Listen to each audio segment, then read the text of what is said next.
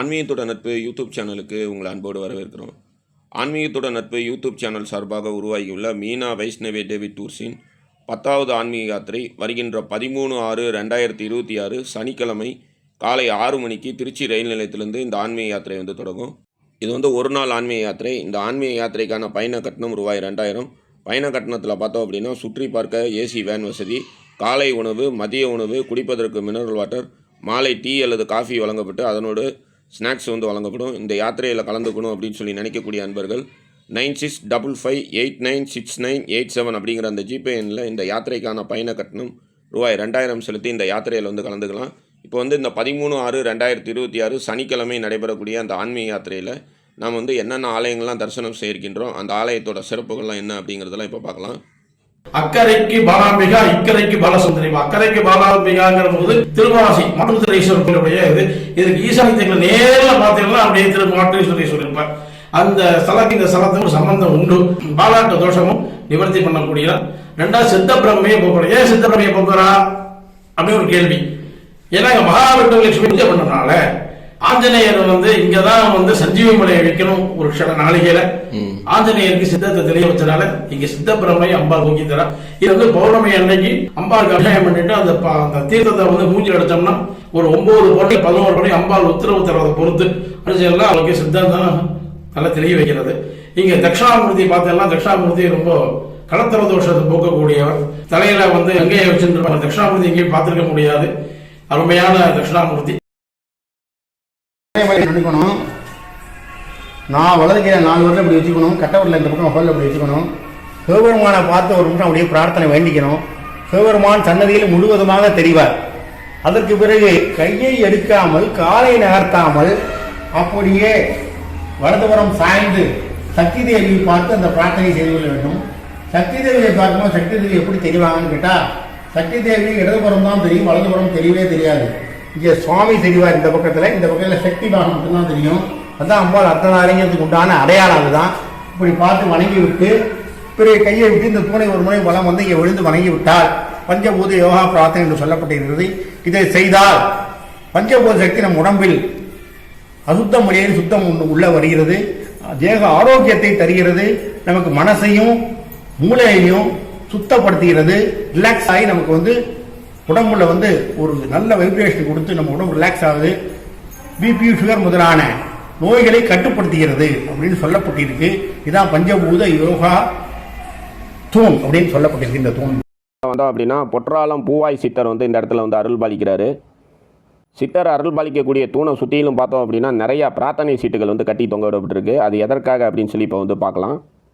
சுமார் 2000 ஆண்டுகளுக்கு முன்னாடி இந்த பொற்றாலம் பூவாய் சித்தர் இந்த ஆலயம் இருக்கக்கூடிய பகுதியில் சித்த வைத்தியராக பெண்களுக்கு மருத்துவம் பார்த்து வந்தார். அதாவது கருப்பை கோளாறு, கருப்பை நீர்க்கட்டி, குழந்தை பாக்கியம் இல்லாமல் தவிக்கக்கூடிய பெண்களுக்கு வைத்தியம் செய்துட்டு வந்தார்.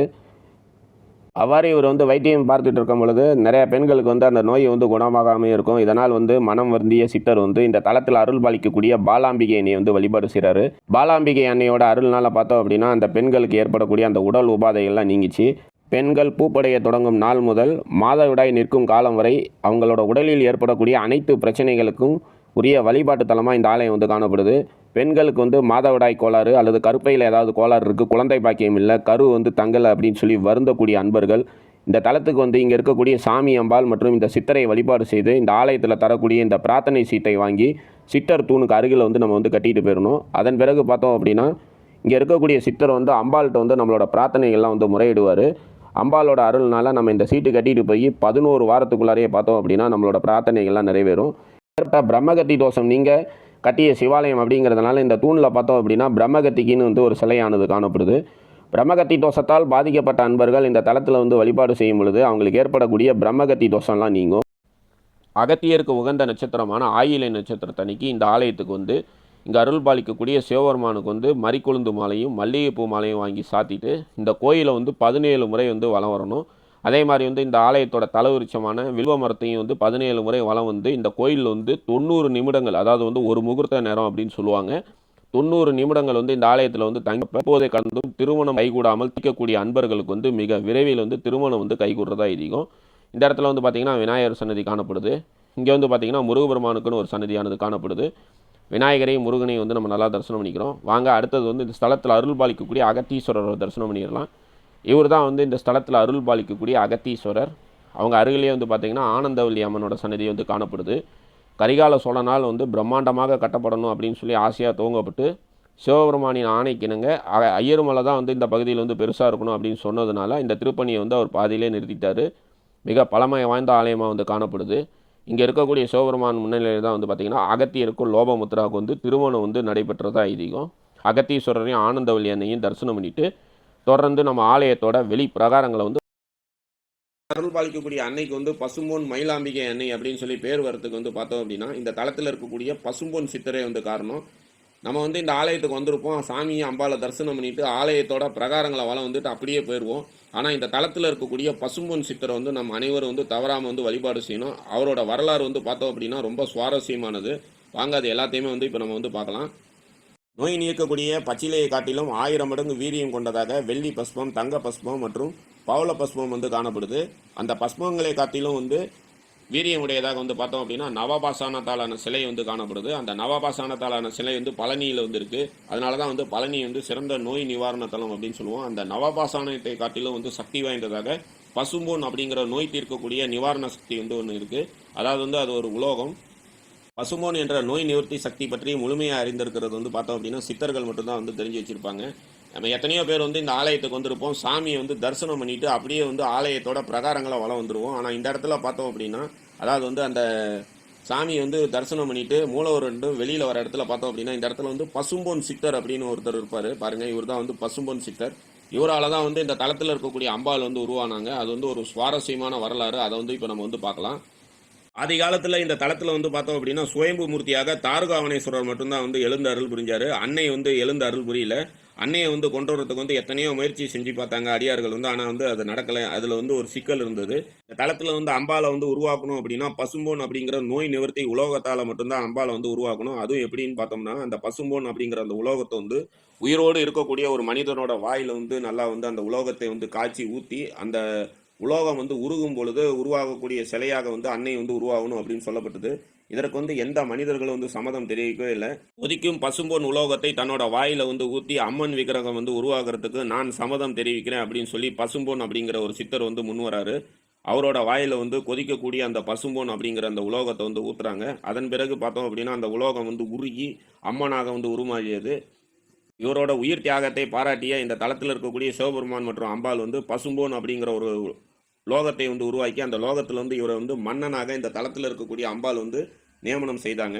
பசும்பொன் அப்படிங்கிற அந்த உலோகத்தை வந்து தன்னோட வாயில ஊற்றி இங்கே இருக்கக்கூடிய அம்பாள் வந்து உருவாக காரணமானவர் அப்படிங்கிறதுனால வாய்ப்புண், குடல் புண் மற்றும் வந்து உடம்புக்கு உள்ளார ஏற்படக்கூடிய உள்புண்கள் வந்து நீங்க இவரை வந்து வழிபாடு செய்யலாம். அதே மாதிரி அதிக உஷ்ணத்தால் வந்து மருந்துகளோட ஆதிக்கத்தினால வந்து சில பேருக்கு வந்து பார்த்தோம் அப்படின்னா நாக்கு, வாய் இதெல்லாம் வந்து புண்ணி ஏற்படும். அந்த மாதிரி புண்ணி ஏற்பட்டவங்களும் இந்த தளத்தில் இருக்கக்கூடிய பசும்பொன் சித்தரை வந்து வழிபாடு செய்யலாம். வாய்ப்புண் மற்றும் குடல் புண்ணால் பாதிக்கப்பட்ட அன்பர்கள் இந்த தளத்தில் அருள் பாலிக்கக்கூடிய பசும்பொன் சித்தர் மற்றும் பசும்பொன் மயிலாம்பிகை எண்ணெயை வழிபாடு செய்து பசு வெண்ணெய், சர்க்கரை கலந்து ஏழை குழந்தைகளுக்கு வந்து அளித்து வரும் பொழுது நன்னிலை பெறலாம் அப்படின்னு சொல்லி அகஸ்தியர் விஜயத்தில் குறிப்பிடப்பட்டிருக்கு. பாதாளத்தில் இருக்கக்கூடிய இந்த நரசிம்மருக்கு வந்து ராவுகால வேளையில் பானகத்தை வந்து வைத்து இங்கே இருக்கக்கூடிய நரசிம்மரை வழிபாடு செய்யும் பொழுது நாம் கேட்ட பிரார்த்தனை அனைத்தும் நிறைவேறும். தீய பழக்க வழக்கங்கள்லேருந்து விடுபடவும் நம் வாழ்க்கையில் வந்து இழந்த அனைத்தும் வந்து மீண்டும் கிடைக்கவும். அதாவது வந்து சொல்லுவாங்க, நாங்கள் ஒரு காலத்தில் கோடீஸ்வரனாக வாழ்ந்தோம், இப்போ வந்து எல்லாத்தையும் இழந்துட்டு நிர்கதியாக நடு தெருவில் நிற்கிறோம், இருள் சூழ்ந்த மாதிரி எங்கள் வாழ்க்கையே இருக்குது அப்படின்னு சொல்லி வருந்தக்கூடியவர்கள் வாத்தலையில் அருள் பாலிக்கக்கூடிய இந்த பாதாள ஈஸ்வரர் ஆலயத்தை வந்து வழிபாடு செய்யும் பொழுது அவங்களுக்கு வந்து ஒரு நல்ல துணை, அதாவது வந்து அந்த பிரச்சனையிலிருந்து விடுபட்டு வரத்துக்கு ஒரு நல்ல துணையை வந்து இங்கே இருக்கக்கூடிய பாதாள ஈஸ்வரர் வந்து அருள் பாலிப்பார். பாதாளத்தில் விழுந்தவங்களை வந்து கை தூக்கி அவங்கள வந்து ஒரு மேலாள நிலைக்கு வந்து எடுத்து செல்லக்கூடிய அமைப்பில் இந்த தளத்தில் வந்து பாதாள ஈஸ்வரர் வந்து காணப்படுறது ஒரு தனி சிறப்பு. மேலும் சனி பகவானால் ஏற்படக்கூடிய தோஷத்தை வந்து நீக்கக்கூடிய சக்தி வாய்ந்த தலமாக இந்த ஆலயம் வந்து காணப்படுது. அதாவது வந்து பூச நட்சத்திரம், உத்தரட்டாதி நட்சத்திரம், அனுச நட்சத்திரத்தில் பிறந்த அன்பர்கள் இந்த தளத்தில் இருக்கக்கூடிய பாதாள சனீஸ்வரரை சனிக்கிழமையில் வந்து வழிபாடு செய்யும் பொழுது இந்த 3 நட்சத்திரக்காரர்கள் வாழ்வில் ஏற்படக்கூடிய இன்னல்கள்லாம் நீங்கும். இந்த 3 நட்சத்திரக்காரர்களுக்கும் ஆரம்ப தசா இருப்பு வந்து சனி திசையாக இருக்கிறதுனால இந்த தளத்தில் வந்து வழிபாடு செய்யலாம். அதே மாதிரி ஜாதகத்தில் யாருக்கெல்லாம் வந்து சனி திசை ஆரம்பிக்குதோ அவங்க வந்து வழிபாடு செய்ய வேண்டிய தலமாக இந்த ஆலயம் வந்து காணப்படுது. சனி திசை காலத்தில் பார்த்தோம் அப்படின்னா பல இன்னல்கள் வந்து ஏற்படும். அந்த பல இன்னல்களை நீக்கக்கூடிய அமைப்பில் இந்த பாதாள சனீஸ்வரர் வந்து காணப்படுறது ஒரு தனி சிறப்பு. அதனால் வாழ்க்கையில் வந்து நிறைய விரயம் மற்றும் வீண் செலவுகளால் பாதிக்கப்பட்ட அன்பர்கள் இந்த தலத்தில் வந்து என்னை வந்து வழிபாடு செய்யும் பொழுது அவங்க வாழ்க்கையில் ஏற்படக்கூடிய விரயம் மற்றும் வீண் செலவுகளை நீக்கி அவங்களுக்கு வந்து செல்வ வளம் அளிப்பேன் அப்படின்னு சொல்லி மன்னருக்கு சிவபெருமான் வந்து கூறினது. அதனால் இந்த தலத்தில் வந்து வழிபாடு செய்யும் பொழுது நமக்கு வந்து பணம் வந்து வீணாகாமல் பணம் வந்து சேமிக்கக்கூடிய நிலை வந்து கிடைக்கும். வாழ்வில் ஏற்படக்கூடிய அனைத்து விதமான விரயத்தையும் நீக்கக்கூடிய தலமாக இந்த ஆலயம் வந்து காணப்படுது. ஆதிசங்கரோட சிஷியரான தோடகாச்சாரியார் தோடக முகூர்த்த நேரத்தில் 2 வருடம் இந்த பாறையில் ஒத்த காலில் நின்று தவம் செய்து நிதம்ப நிஸ்கந்த ஸ்ரீசக்கரத்தை வந்து பிரதிஷ்டை செய்திருக்காரு. அந்த ஸ்ரீசக்கரம் பிரதிஷ்டை செய்யப்பட்ட சுனையில் இருக்கக்கூடிய நீர் வந்து பார்த்தோம் அப்படின்னா ஆண் பெண்களுக்கு ஏற்படக்கூடிய ரகசிய நோய்களுக்கு வந்து அருமருந்தாக வந்து காணப்படுது. குழந்தை பாக்கியம் இல்லாமல் மருத்துவம் செய்து பல ஆண்டுகளாக குழந்தை பாக்கியம் இல்லையே அப்படின்னு சொல்லி வருந்தக்கூடியவர்களுக்கு வந்து அருமருந்தாக அந்த தீர்த்தம் வந்து காணப்படுது. ஆனால் சித்தர்களோட வாக்கு அந்த தீர்த்தத்தை வந்து நம்ம வந்து கண்களால் தரிசனம் செய்யக்கூடாது. ஆனால் அந்த தீர்த்தத்தோட மகிமையை இந்த தலத்தில் அருள் பாலிக்கக்கூடிய பெரிய நாயகியை வந்து வழிபாடு செய்யும் பொழுது நம்ம வந்து பெற்றுக்கலாம் அப்படின்னு சொல்லி அகஸ்தியர் விஜயத்தில் வந்து குறிப்பிடப்பட்டிருக்கு. இந்த விநாயகரை வழிபாடு செய்யும் பொழுது மாணவ மாணவிகளோட கையெழுத்து வந்து திருத்தமாக அமையும். சில பெற்றோர்கள் வந்து தங்களோட குழந்தைகளோட கையெழுத்து வந்து நல்லா இல்லையே அப்படின்னு சொல்லி ரொம்ப வருத்தப்படுவாங்க. அந்த மாதிரி அமைப்புள்ளவங்க இந்த விநாயகருக்கு அவங்க பெற்ற குழந்தைகளை வந்து தீபம் ஏற்றி வழிபாடு செய்ய சொல்லும் பொழுது அந்த மாணவ மாணவிகளோட கையெழுத்து வந்து திருத்தமாக அமையும் அப்படின்னு சொல்லி அகஸ்தியர் விஜயத்தில் வந்து குறிப்பிடப்பட்டிருக்கு.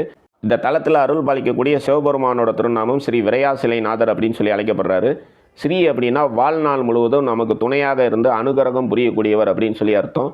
எவர் ஒருவர் இந்த தலத்துக்கு வந்து இந்த தலத்தில் அருள் பாலிக்கக்கூடிய இறைவனை வழிபாடு செய்கிறாங்களோ அவங்களுக்கு இங்கே அருள் பாலிக்கக்கூடிய சிவபெருமான் வாழ்நாள் முழுவதும் துணையாக இருந்து அவர்கள் வாழ்வில் ஏற்படக்கூடிய இடர்கள்லாம் நீக்கி அவங்களுக்கு வந்து மகிழ்ச்சியை வந்து வழங்குறதா வந்து சொல்லப்படுது. இந்த இடத்துல அமர்ந்த நிலையில் சனீஸ்வர பகவான் வந்து அருள் பாலிக்கிறாரு. இந்த மாதிரி அமர்ந்த நிலையில் சனி பகவான் வந்து தன்னோட மனைவியை வந்து மடியில் வைத்திருக்கக்கூடிய அமைப்பு இந்த தலத்தில் மட்டும்தான் நம்மளால் வந்து தரிசனம் பண்ண முடியும். வகுப்பில் பார்த்தோம் அப்படின்னா 2 அரச மரங்கள் வந்து காணப்படும். இந்த 2 அரச மரங்களும் பார்த்தோம் அப்படின்னா வைகுண்டத்தில் எம்பெருமான் நாராயணனுக்கு துவாரபாலர்களாக இருக்கக்கூடிய ஜெய விஜயர்களே இந்த ஆலயத்தில் வந்து அரச மரமாக இருக்கிறதா வந்து சொல்லப்படுது. துர்வாச முனிவர் வழங்கிய சாபத்தின் காரணமாக பல்வேறு ஆலயங்களை வழிபாடு செய்து இறுதியாக இந்த சிவாலயம் வந்து அவர்கள் பெற்ற புண்ணியம் அனைத்தையும் 2 அரச மரங்களாக வைத்து இங்கிருந்து இறைவனை வழிபாடு செய்த பிறகு வைகுண்டம் சென்றதாக வந்து சொல்லப்படுது. எவர் ஒருவர் இந்த ஆலயத்துக்கு வந்து இந்த 2 அரச மரங்களுக்கு இடையில் புகுந்து இந்த தலத்தில் அருள் பாலிக்கக்கூடிய விரையாசிலைநாதரை வழிபாடு செய்கிறாங்களோ அவங்களுக்கு வந்து சொர்க்கம் கிடைக்கும் அப்படின்னு சொல்லி நம்பிக்கையாக வந்து காணப்படுது. மார்கண்டேயரை யமனுக்கு பயந்து ஒளிந்திருந்த மார்கண்டேயரை வந்து யமன்கிட்ட இருந்து காத்து அருள் புரிவேன் அப்படின்னு சொல்லி வரம் தந்த ஆலயமாக வந்து இன்றைக்கி நம்ம தரிசனம் பண்ணக்கூடிய இந்த உஜ்ஜீவநாதர் ஆலயமானது வந்து காணப்படுது. அதற்கு சாட்சியாக பார்த்தோம் அப்படின்னா இந்த ஆலயத்தில் வந்து கொடிமரத்துக்கு அருகில் சிவபெருமானோட பாதமானது காணப்படுது. மார்கண்டேய மகரிஷி யமனுக்கு பயந்து இந்த தலத்தில் வந்து வழிபாடு செய்கிறப்ப சிவபெருமான் வந்து மூலஸ்தானத்திலேருந்து எழுந்து வந்து இந்த இடத்துல வந்து நின்றதாக வந்து சொல்லப்படுது. அதனால் வந்து பார்த்தோம் அப்படின்னா கொடிமரத்துக்கு கீழே சிவபெருமானோட பாதமானது காணப்படுது. இந்த இடத்துலலாம் வந்து நந்தியொரும பல்லவனோட கல்வெட்டுகள் வந்து காணப்படுது. வாங்க சிவபெருமானோட பாதத்தை வந்து நம்ம தரிசனம் பண்ணிடலாம். கொடிமரத்துக்கு கீழே வந்து அந்த பாதமானது காணப்படுது. ருத்ரா பாதத்தை வந்து எல்லோரும் நல்லா தரிசனம் பண்ணிக்கிங்க. மார்கண்டேய மகரிஷியை வந்து யம தர்மன்ட்டிருந்து காக்கிறதுக்காக சிவபெருமான் வந்து மூலஸ்தானத்திலேருந்து எழுந்து வந்து இந்த இடத்துல வந்து நின்றதாக வந்து சொல்லப்படுது. இங்கே வந்து வழிபாடு செய்கிறப்ப யமபயம் வந்து நீங்கும். 13/6 சனிக்கிழமை மீனா வைஷ்ணவி தேவி டூர்ஸின் ஆன்மீக யாத்திரையில் வந்து நாம் தரிசனம் செய்யக்கூடிய அந்த ஆலயங்களோட சிறப்புகளை வந்து ஒரு சிறு காணொலியாக வந்து பார்த்தோம். இப்போ வந்து அந்த தினத்தில் வந்து நம்ம என்னென்ன ஆலயங்களை தரிசனம் பண்ணுறோம் அப்படின்னு சொல்லி பார்க்கலாம். அந்தநல்லூரில் அருள் பாலிக்கக்கூடிய வடதீர்த்தநாதர் ஆலயம். இந்த ஆலயத்தில் வந்து நம்ம வழிபாடு செய்யும் பொழுது திருப்பங்கள் கோடி நமக்கு வந்து கிடைக்கும். அடுத்தது வந்து திருச்செந்துறையில் அருள் பாலிக்கக்கூடிய சந்திரசேகரர் ஆலயம். இந்த தலத்தில் வந்து பஞ்சபூத யோகா தூண் அப்படின்னு ஒரு தூண் வந்து காணப்படுது. இந்த தூணுகிட்ட இருந்து நம்ம வந்து பிரார்த்தனை செய்யும் பொழுது நமது வேண்டுதல் அனைத்தும் 48 நாட்களில் வந்து நிறைவேறும். அதற்கு அடுத்ததாக வந்து திருப்பராய்த்துறையில் அருள் பாலிக்கக்கூடிய பராய்த்துறைநாதர் ஆலயத்தை வந்து தரிசனம் பண்ணுறோம். அகத்தியர் லோபமாதாவுக்கு வந்து திருமணம் நடைபெற்ற பெருகமணி அகத்தீஸ்வரர் ஆலயத்தை தரிசனம் பண்ணுறோம். வாழ்க்கையில் வந்து பாதாளத்தில் விழுந்தவங்க வந்து நன்னலை பெற வழிபாடு செய்ய வேண்டிய வாத்தலையில் அருள் பாலிக்கக்கூடிய பாதாள ஈஸ்வரர் ஆலயத்தை வந்து தரிசனம் பண்ணுறோம். இந்த தலத்தில் வந்து பாதாள சனீஸ்வரர் வந்து காணப்படுறது ஒரு தனி சிறப்பு. சனி பகவானால் ஏற்படக்கூடிய இன்னல்கள் நீங்க வழிபாடு செய்ய வேண்டிய தலமாக வாத்தலை பாதாள ஈஸ்வரர் மற்றும் பாதாள சனீஸ்வரர் ஆலயம் வந்து காணப்படுது. இந்த தலத்தில் சனீஸ்வரன் மற்றும் நரசிம்மர் வந்து நேருக்கு நேர் காணப்படுறது ஒரு தனி சிறப்பு. அடுத்ததாக ராச்சாண்டார் திருமலையில் அருள் பாலிக்கக்கூடிய விரையாச்சலேஸ்வரர் வந்து தரிசனம் பண்ணுறோம். நமக்கு ஏற்படக்கூடிய பண கஷ்டத்தை நீக்கக்கூடிய தலமாக இந்த ஆலயம் வந்து காணப்படுது. இந்த தலம் வந்து தென் காமாக்கியா அப்படின்னு சொல்லி அழைக்கப்படுது. குழந்தை பாக்கியம் இல்லாமல் தைக்கக்கூடியவர்கள் இந்த தலத்தில் வந்து வழிபாடு செய்யும் பொழுது குழந்தை பாக்கியம் வந்து கிடைக்கும். அடுத்ததாக உய்கொண்டான் திருமலையில் அருள் பாலிக்கக்கூடிய உஜ்ஜீவநாதர் ஆலயத்தை வந்து தரிசனம் பண்ணுறோம். இந்த தலம் வந்து யமபயத்தை வந்து நீக்கக்கூடிய தலமாக காணப்படுது. உய்கொண்டான் திருமலையில் இருக்கக்கூடிய வராகியனை மற்றும் சப்த மாதர்களையும் வந்து இந்த யாத்திரையில் வந்து தரிசனம் செய்து இறைவன் மற்றும் சர்க்குருவோட திருவருள்னால் வந்து இந்த யாத்திரை வந்து நல்லபடியாக நிறைவடையும். இந்த யாத்திரையில் கலந்துக்கணும் அப்படின்னு சொல்லி நினைக்கக்கூடிய அன்பர்கள் 9655896987 அப்படிங்கிற இந்த ஜிபே எண்ணில் இந்த யாத்திரைக்கான பயண கட்டணம் ரூபாய் 2000 செலுத்தி இந்த யாத்திரையில் வந்து கலந்து கொள்ளலாம்.